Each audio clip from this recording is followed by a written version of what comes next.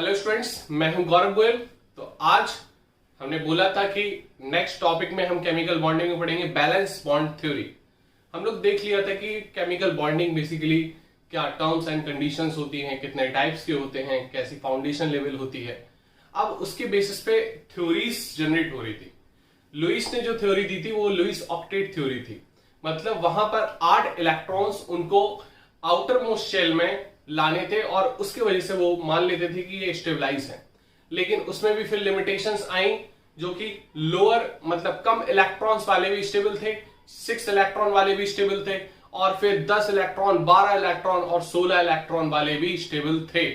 तो ये हमें देखना था 10, 12, 14 इलेक्ट्रॉन्स तक ये स्टेबल थे। तो हमें ये देखना था, यहां पर ये बताना था आपको कि 8 इलेक्ट्रॉन वाले अकेले स्टेबल नहीं होते हैं, क्योंकि जो एटम से मॉलिक्यूल बनाते हैं तो वो शेयरिंग से ऑक्टेट कंप्लीट करना स्टार्ट करते हैं, जो कि लुईस ने बताया था। कॉसेल एंड लुईस ने वो थ्योरी दी थी। फिर उसके बाद जब थ्योरी आई, उन्होंने बहुत सी चीजें नहीं बता पाई थी। तो हम थ्योरी वहीं से स्टार्ट करते हैं, क्योंकि हम लिमिटेशन से ही देखते हैं कि वहां वो चीज नहीं बता पाई और वो चीज की लिमिटेशंस क्या, वहां पर हमने लिमिटेशंस आपको बता दी थी कि ये लिमिटेशंस है। लिमिटेशंस में उन्होंने एक्स्ट्रा जो इलेक्ट्रॉन्स आ गए थे, मतलब 8 से ज्यादा वाले इलेक्ट्रॉन्स, 8 से कम वाले इलेक्ट्रॉन्स, ये वाले लिमिटेशंस हमने आपको बता दी थी। जो मेन लिमिटेशंस हैं जिसकी वजह से वो चीज नहीं एक्सप्लेन हो पाई, तो वो आगे हम अभी देखते हैं और उसके बाद हम कवर करते हैं बैलेंस बॉन्ड थ्योरी।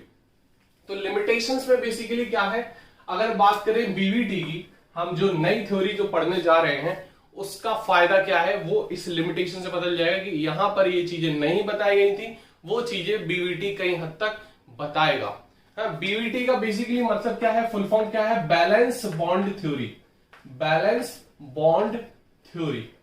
अब इससे क्लियर हो रही होगी कुछ चीजें कि बैलेंस बॉन्ड का मतलब बैलेंस शेल के इलेक्ट्रॉन से जो बॉन्ड बनता है, that is called valence bond. अब वो हम देखेंगे कि किस तरीके से ओवरलैपिंग है, किस तरीके से क्या होता है, फाउंडेशन लेवल हम देखेंगे उसका। पहले देखते हैं कि क्या क्या चीजें नहीं क्लियर हुई थी पिछले थ्योरी में, उसको आगे हम देखते हैं। देखो पहला थ्योरी क्या थी कि एक तो उन्होंने लुईस की ये हमारी गलतियां हो गई थी कि वो इस चीज को नहीं बता पाए थे कि एक्स्ट्रा जो इलेक्ट्रॉन्स आ जाते हैं, मतलब कम वाले इलेक्ट्रॉन्स भी और ज्यादा वाले इलेक्ट्रॉन्स भी स्टेबल फॉर्म में बन रहे थे मॉलिक्यूल, तो उस चीज को वो नहीं बता पाए। सबसे मेन पॉइंट वो था जो मैंने पिछले लेक्चर में आपको लिखवा दिया था।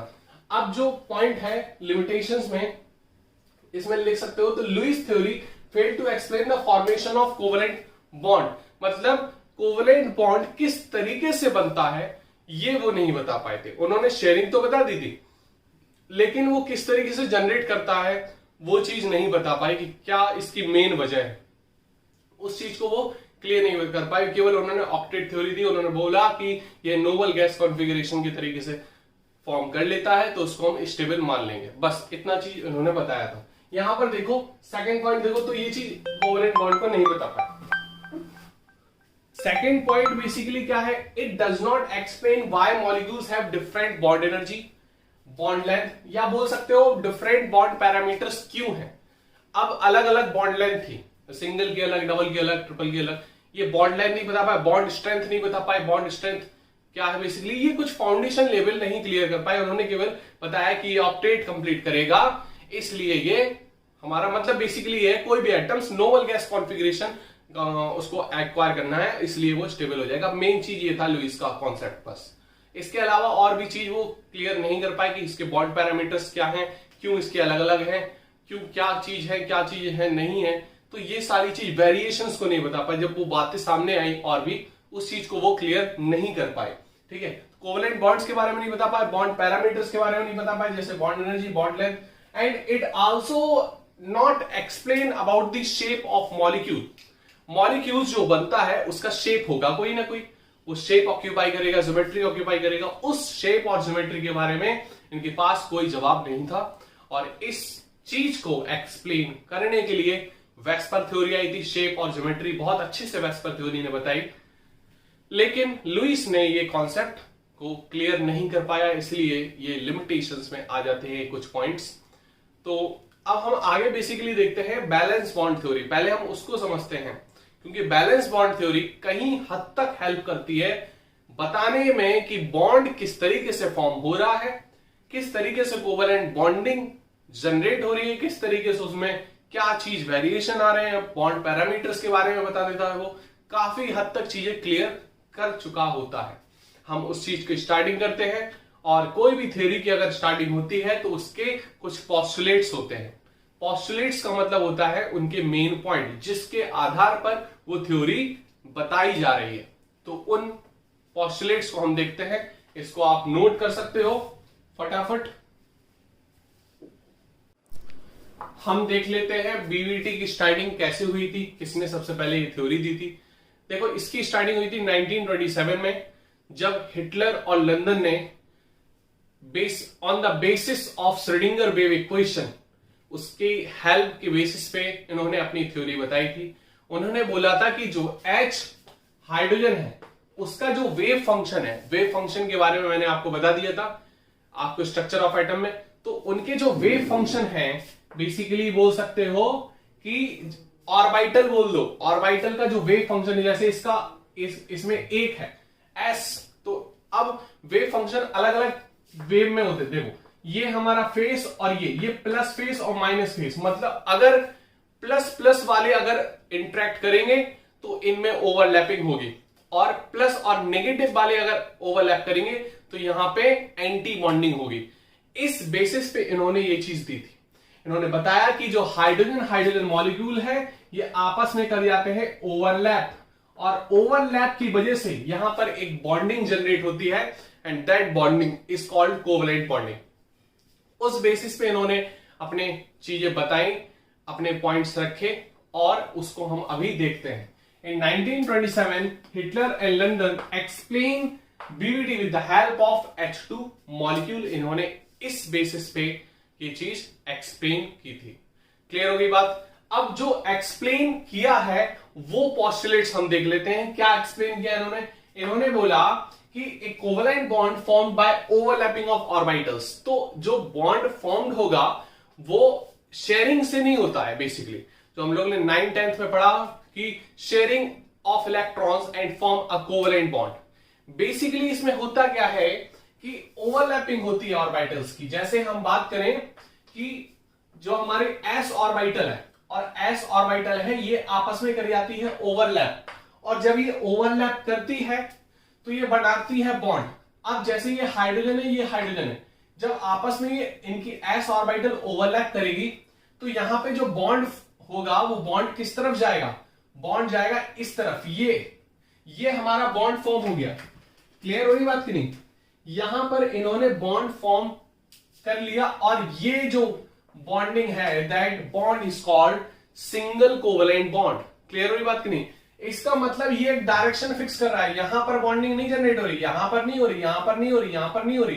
कहां पर हो रही? जहां पर ऑर्बिटल ओवरलैप कर रही है साथ साथ। जहां पर ऑर्बिटल ओवरलैप करेंगी ये हमारी उस तरफ बॉन्ड फॉर्म होगा। क्लियर हो रही बात की नहीं हो रही? समझ में आ गई होगी बात? ये चीज इन्होंने पहले पॉइंट की बेसिस बताई कि हमारा जहां पर ओवरलैपिंग होगी ये हमारा बॉन्ड फॉर्म करेगा। तो covalent bond form by the overlapping of orbitals. Clear?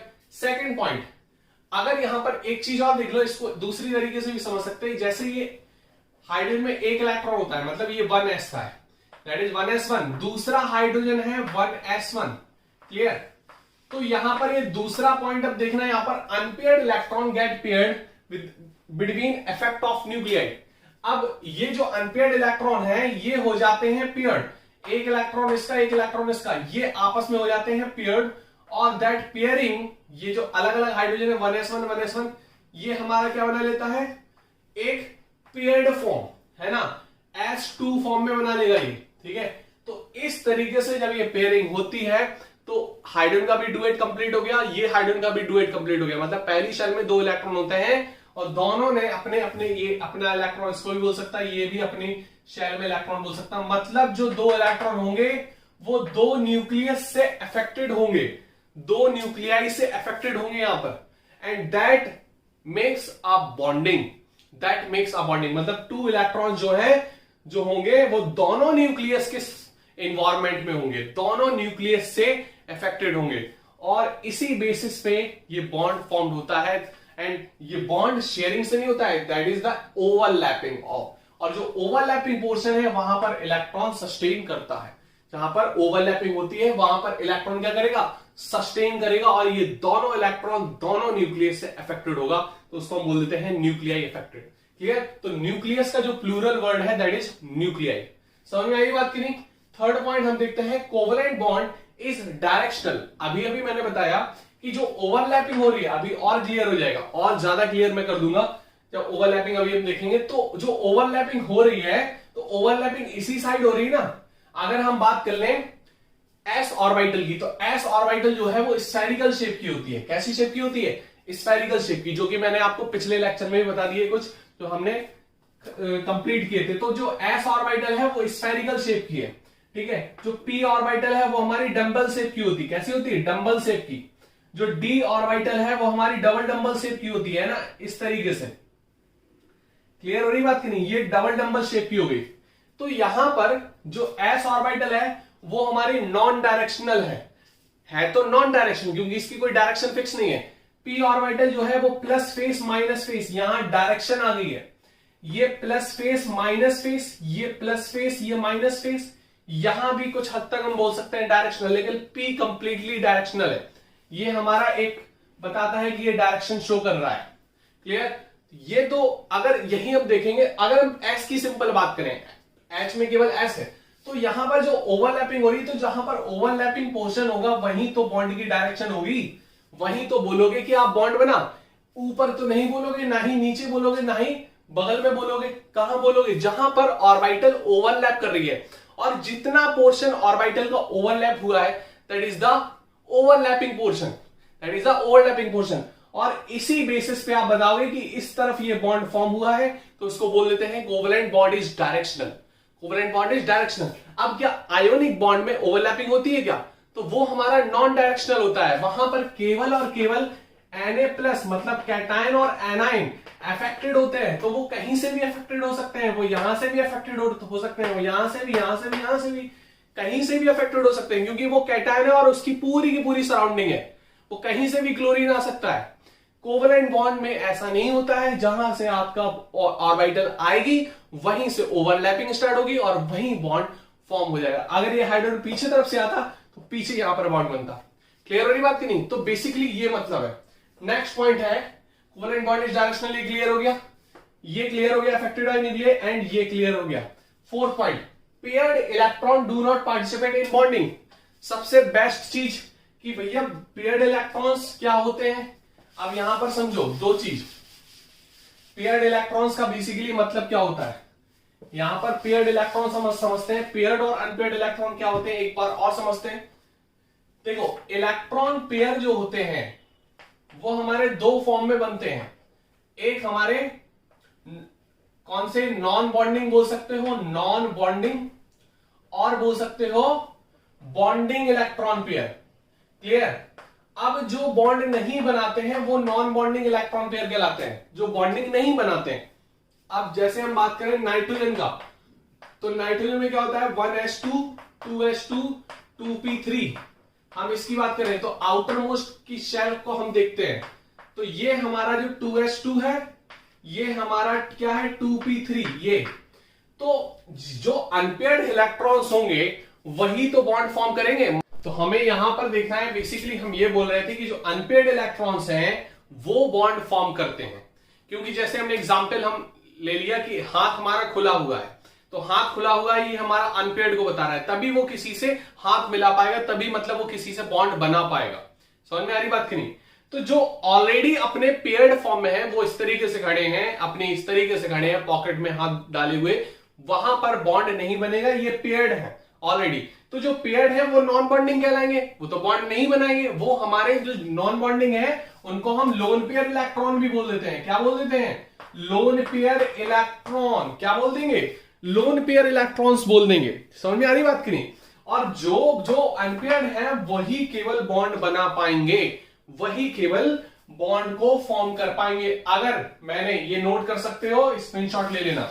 अगर मैं बात कर लूं जैसे मैंने बात की नाइट्रोजन की, तो नाइट्रोजन में जो ये तो जो तो p ऑर्बिटल है p3, तो ये p3 का हमने एक p ले लिया, ठीक है, ये एक p ले लिया, ये प्लस ये माइनस, यहां पर इसमें इलेक्ट्रॉन है और ये हाइड्रोजन की s ऑर्बिटल ये ओवरलैप कर रही है। समझ में आ रही बात? ये जो बनाएगा यहां पर एक इलेक्ट्रॉन हाइड्रोजन का, एक इलेक्ट्रॉन इसका नाइट्रोजन का, ये करता है पेयर्ड और यहां पर ये इलेक्ट्रॉन्स आ जाते हैं, ये बॉन्ड फॉर्म करता है। समझ में आ रही बात कि नहीं? इस तरीके से ये बॉन्ड फॉर्म करेगा। क्लियर? हम इसकी पूरी की पूरी ओवरलैपिंग बताते हैं कि किस तरीके से ये ओवरलैप करता है। अभी हम सारी चीज पहले समझेंगे धीरे धीरे, फिर हम देखते हैं। तो जो अनपेयर्ड इलेक्ट्रॉन्स है वो बॉन्ड फॉर्म करेंगे, जो ये अपने आप में पेयर्ड है वो नॉन बॉन्डिंग इलेक्ट्रॉन कहलाते हैं और लोन पेयर इलेक्ट्रॉन्स उनको बोलते हैं। क्लियर हुई बात की नहीं? तो paired electron do not participate in bonding, ये बात समझ में आ गई होगी। नेक्स्ट पॉइंट है greater extent overlapping gives strong bond, मतलब जितनी अच्छी ओवरलैपिंग होगी उतना अच्छा और स्ट्रॉन्ग बॉन्ड बनेगा। क्लियर? तो ये चीज आपको समझनी है, ये चीज हम और देखेंगे कि किसकी ज्यादा अच्छी ओवरलैपिंग होती है और उसी के हिसाब से उसको बोलते हैं कि इसका स्ट्रॉन्ग बॉन्ड होगा। वो हम अभी ओवरलैपिंग का कॉन्सेप्ट समझते हैं, इसको नोट कर सकते हो ये सारे पॉस्टुलेट्स। क्लियर? हम देखते हैं आगे। बॉन्डिंग थ्योरी में केवल हमें ये समझना है कि ओवरलैपिंग वाला कॉन्सेप्ट, अगर मुझे ओवरलैपिंग समझ में आ गई हम लोगों को, तो फिर क्लियर हो जाएगा कि ओवरलैपिंग किस तरीके से हो रही, क्या फॉर्मेशन है ओवरलैपिंग, क्या क्या कॉन्सेप्ट है, वो सारी चीज अगर क्लियर हो गई तो समझो हमको बीबीटी समझ में आ गई बहुत हद तक। अब देखो यहां पर कॉन्सेप्ट देखते हैं, एक बार हम कॉन्सेप्ट देखते हैं कि एस, पहले शेप देख लेते हैं। एस ऑर्बिटल का जो शेप है वो होता है स्फेरिकल। कैसा शेप होता है? स्फेरिकल। क्लियर? ये हमारी कैसी होती है? नॉन डायरेक्शनल होती है। कैसी होती है? नॉन डायरेक्शनल, मतलब कहीं से भी इसमें ओवरलैपिंग हो सकती है, यहां से भी, यहां से भी, यहां से भी, यहां से भी, यहां से भी, कहीं से भी ओवरलैपिंग कर लो, तो इसीलिए इसको बोलते हैं नॉन डायरेक्शनल। अगर हम p ऑर्बिटल की बात करें तो p ऑर्बिटल हमारा कैसा शेप होता है? डंबल शेप होता है। कैसा शेप? Dumbbell shape. तो डंबल शेप में क्या होता है? ये हमारी डायरेक्शनल होती है, अगर ओवरलैपिंग होगी यहां से होगी या फिर यहां से होगी, मतलब इसी डायरेक्शन में ओवरलैपिंग होगी, तो इसको बोल देते हैं डायरेक्शनल। क्या बोल देंगे हम? डायरेक्शनल होती है ये। समझ में आ रही बात की नहीं? अगर हम d की बात करें, d, तो d ऑर्बिटल हमारी कैसी होती है? इस तरीके से। क्लियर? तो ये डायरेक्शनल होती है, एक प्लस ये इसका अपोजिट में नेगेटिव, इसके अपोजिट में नेगेटिव। ये हमारी कैसी होती है? डबल डंबल हो गई। कैसी हो गई? Double dumbbell shape. कैसी? डबल डंबल शेप हो गई। और डबल डंबल शेप में ये डायरेक्शनल की कुछ फिक्स डायरेक्शनल फिक्स होती हैं, तो इनको बोल सकते हैं डायरेक्शनल। इनको सम केस में डायरेक्शनल बोल सकते हैं। समझ में आ रही बात की नहीं? तो इसको नोट कर सकते हो, ये हमारी ये शेप होती है। एस का मतलब क्या होता है? शार्प। एस का मतलब क्या होता है? शार्प। पी का मतलब क्या होता है? प्रिंसिपल। क्या होता है? प्रिंसिपल। क्लियर? डी का मतलब क्या होता है? डिफ्यूज। डी का मतलब क्या होता है? डिफ्यूज। और एफ ऑर्बिटल जो होती है उसका मतलब होता है फंडामेंटल। क्या होता है? फंडामेंटल। अगर हम एफ ऑर्बिटल की ओवरलैपिंग की बात करें तो वो हम आगे देखेंगे। समझ में आ रही बात की नहीं? एफ में ये हमारी डबल डंबल, उसमें मल्टी डंबल बोल सकते हो, बहुत सारे डंबल्स होते हैं, इसलिए हम उसको बोल देते हैं कॉम्प्लिकेटेड शेप होता है एफ ऑर्बिटल्स का। क्लियर? तो इसको नोट कर सकते हो सारा। फिर हम चलते हैं किस पे? ओवरलैपिंग कॉन्सेप्ट पे। Concept of overlapping. Concept of overlapping हम समझेंगे कि ओवरलैपिंग कैसे कैसे होती है और किस किस तरीके से होती है।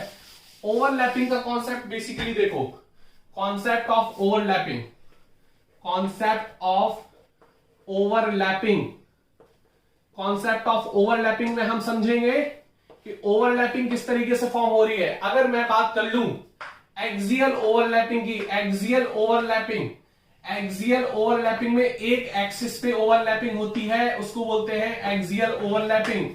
ठीक है? ओवरलैपिंग, ओवरलैपिंग जो हो रही है on axis, overlapping on axis, axis में ओवरलैपिंग हो रही है तो उसको बोलते हैं एक्सियल ओवरलैपिंग। अब एक्सियल ओवरलैपिंग में हमारी देखो कौन सी होती है? S S overlapping, S S overlapping, S P overlapping, S P overlapping, S P P overlapping, P P overlapping. ये हमारी कौन सी होती है, एक्सियल ओवरलैपिंग।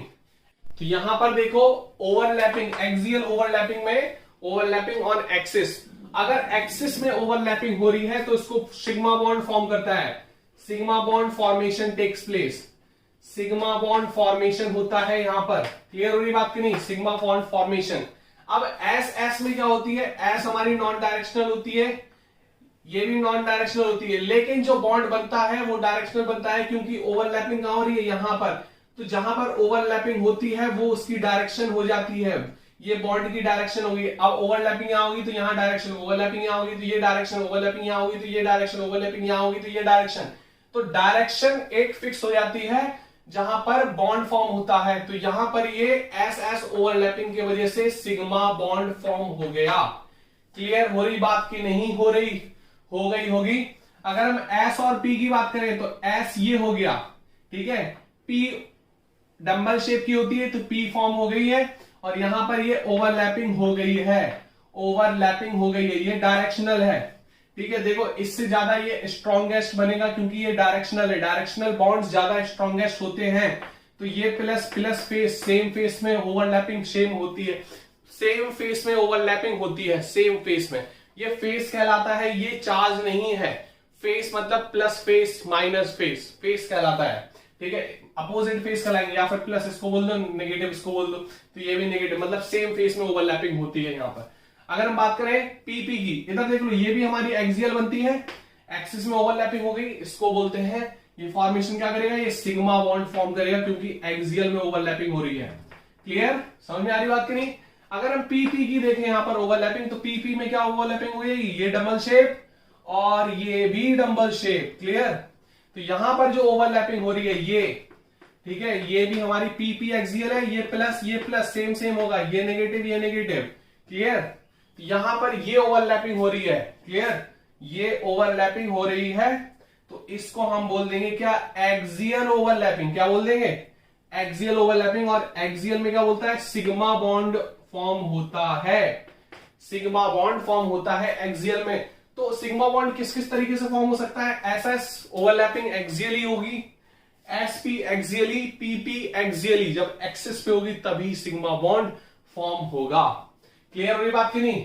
तो दो टाइप की यहां पर हमें बॉन्ड देखने को मिलेंगे, सिग्मा बॉन्ड और पाई बॉन्ड। दो टाइप के बॉन्ड हमको देखने को मिलेंगे, सिग्मा बॉन्ड और पाई बॉन्ड।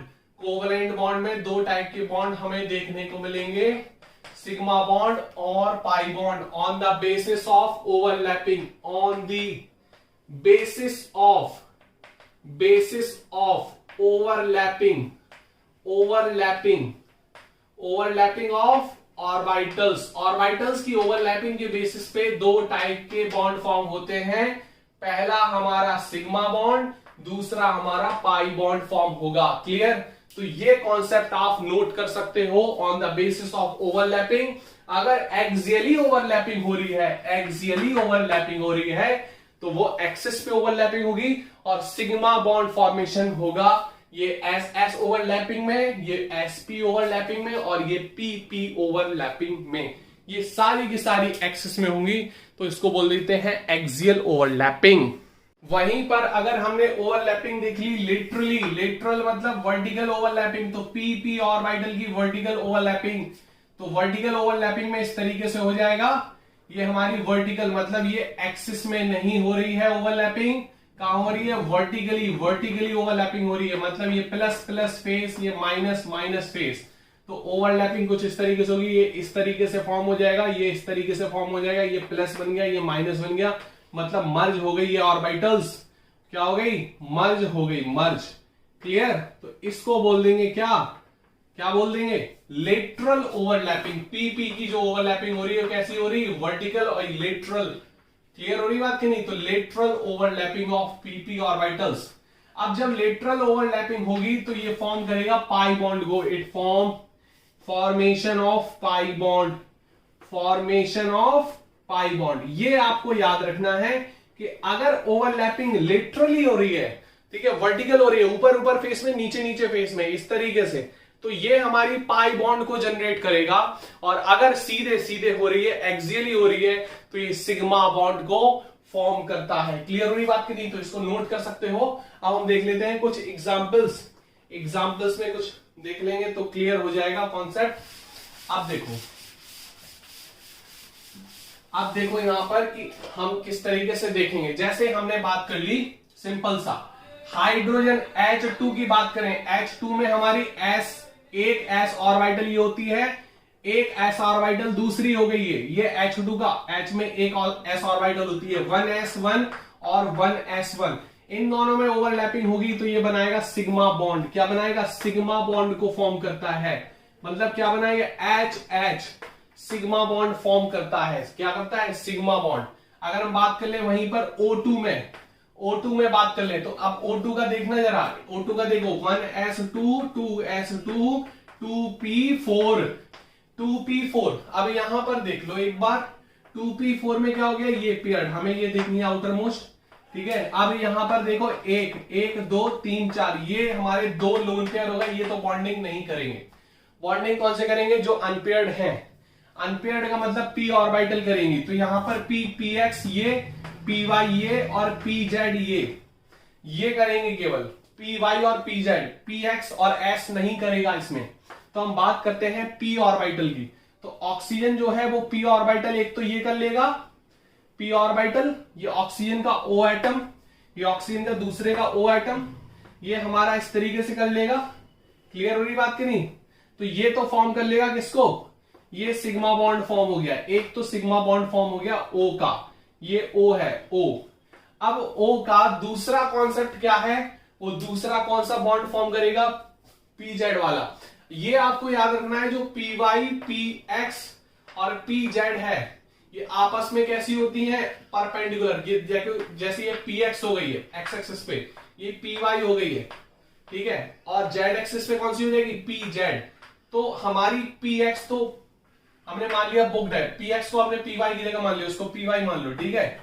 ये PX मान लो, एक ही बात है, वो वर्टिकल है, सारे एक दूसरे के 90 डिग्री पे हैं। आपको मानना है तो मान लो ये हमने चाहे PY को इस तरीके से डाल दिया। मतलब एक जो ऑर्बिटल है इनमें से PX हो, PY हो, PZ हो, वो एक क्या है? बंद है, मतलब लोन पेयर्ड है, उसमें वो पैक्ड है। हमारी दो ऑर्बिटल करेंगी तो हमने इसको जैसे हमने मान लिया PY हमारी ब्लॉक्ड है, PX और PZ करेगी तो PX ये हो गया एक्स एक्सिस पे, Z एक्सिस इसके परपेंडिकुलर होगी। तो परपेंडिकुलर में देख लो इस तरीके से फॉर्म कर लो, इस तरीके से कर लो, ये इस तरीके से कर लो, ठीक है, इस तरीके से कर लो। तो ये आपस में ये वाली ओवरलैपिंग होगी, ये ठीक है, ये आपस में ओवरलैपिंग होगी, ठीक है, इस तरीके से फॉर्म होगी। ये प्लस प्लस फेस, ये माइनस माइनस फेस, यहां पर ये प्लस प्लस फेस में हुई थी, ये माइनस माइनस फेस में हुई थी। तो यहां पर जो ये इलेक्ट्रल ओवरलैपिंग हुई ये बनाएगा पाई बॉन्ड। ये क्या बनाएगा? पाई बॉन्ड को जनरेट करेगा। कौन सा बॉन्ड? पाई बॉन्ड फॉर्म करेगा। क्लियर? और ये कौन सा बॉन्ड फॉर्म करेगा? ये सिग्मा बॉन्ड फॉर्म करेगा। कौन सा बॉन्ड? Sigma bond. तो आपको ये पता है कि O डबल बॉन्ड O बनता है, ठीक है। मतलब ये इसका मतलब डबल बॉन्ड नहीं है, ये तीन बॉन्ड मत बना देना, ये एक बॉन्ड और ये तीन बॉन्ड। यहां पर ये ओवरलैपिंग हो रही है तो एक ही बॉन्ड बनेगा, ठीक है। अब देखो यहां पर एक सिग्मा बॉन्ड बन गया ये एक्सियल ओवरलैपिंग से, और लिटरल ओवरलैपिंग से एक पाई बॉन्ड बन गया।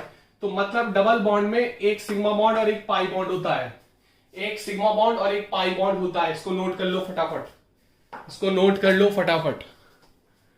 तो वो हमने देख लिया कि सिग्मा बॉन्ड किस तरीके से हमारा फॉर्म होगा, पाई बॉन्ड किस तरीके से फॉर्म होगा, ये हमने देख लिया। अब सिग्मा बॉन्ड में एक बार देख लो कि सिग्मा बॉन्ड और पाई बॉन्ड में अंतर क्या है, ये डिफरेंस बिटवीन क्या है इसमें।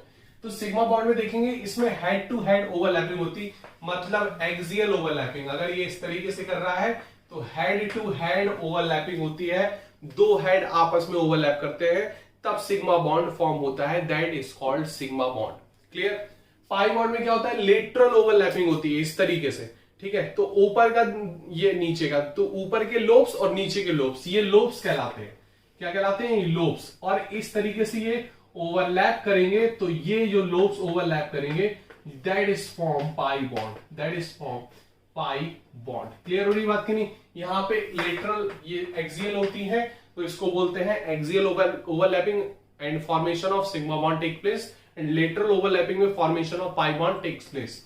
हम दूसरा पॉइंट देखते हैं end to end overlap.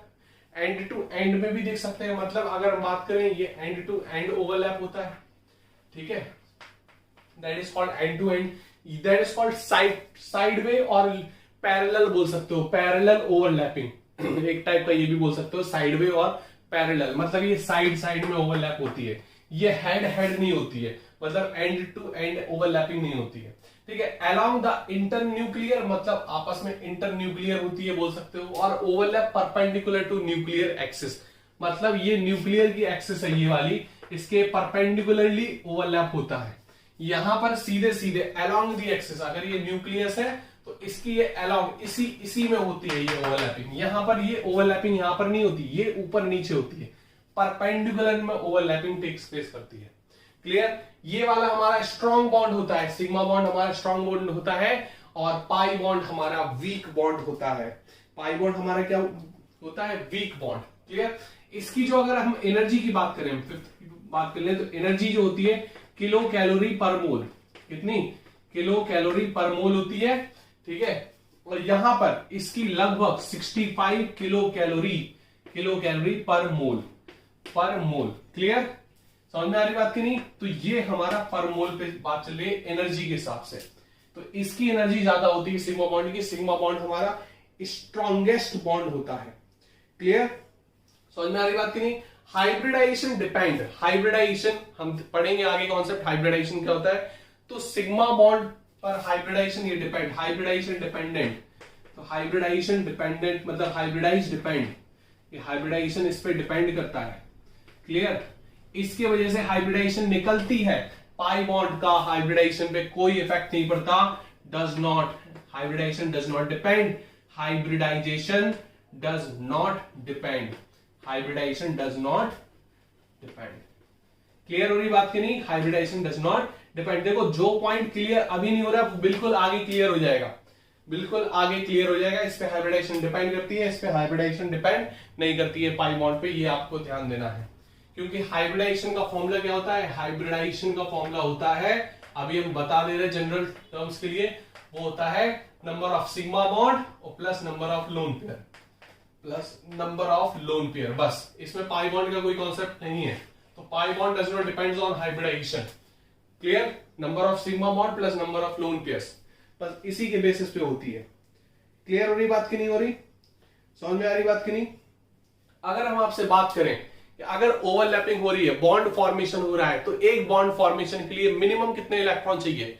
Minimum कितने इलेक्ट्रॉन चाहिए? ये क्वेश्चन बहुत बार पूछा गया है कि एक ओवरलैपिंग हो रही है, ये एडवांस का क्वेश्चन बोल सकते हो, आईआईटी एडवांस का, ठीक है। तो अगर ओवरलैपिंग हो रही है आपस में, ठीक है, तो एक ओवरलैपिंग में कितने इलेक्ट्रॉन कम से कम चाहिए बॉन्ड फॉर्मेशन के लिए? आप बोलोगे 2, नहीं, इधर पे एक ही इलेक्ट्रॉन चाहिए, एक इलेक्ट्रॉन दो न्यूक्लियस के बीच में हो, यहां बॉन्ड फॉर्मेशन हम मान लेंगे।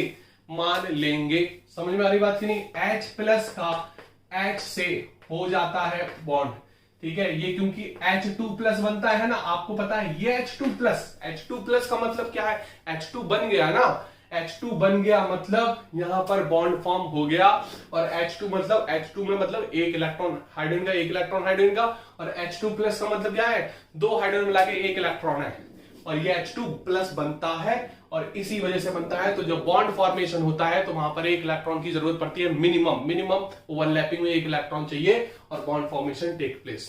मतलब दो न्यूक्लियस के बीच में इलेक्ट्रॉन जितने होंगे उतना अच्छा बॉन्ड बनेगा। क्लियर हो रही बात की नहीं? उतना स्ट्रॉन्गेस्ट बॉन्ड बनेगा। क्लियर हो रही बात की नहीं? तो नोट कर सकते हो ये सारा पॉइंट्स, ये सारी डिफरेंस बिटवीन। क्लियर? सब कुछ क्लियर हो गया होगा। अब हम और एग्जांपल्स देखेंगे और चीजें देखेंगे नेक्स्ट लेक्चर में, नोट कर लो इसको।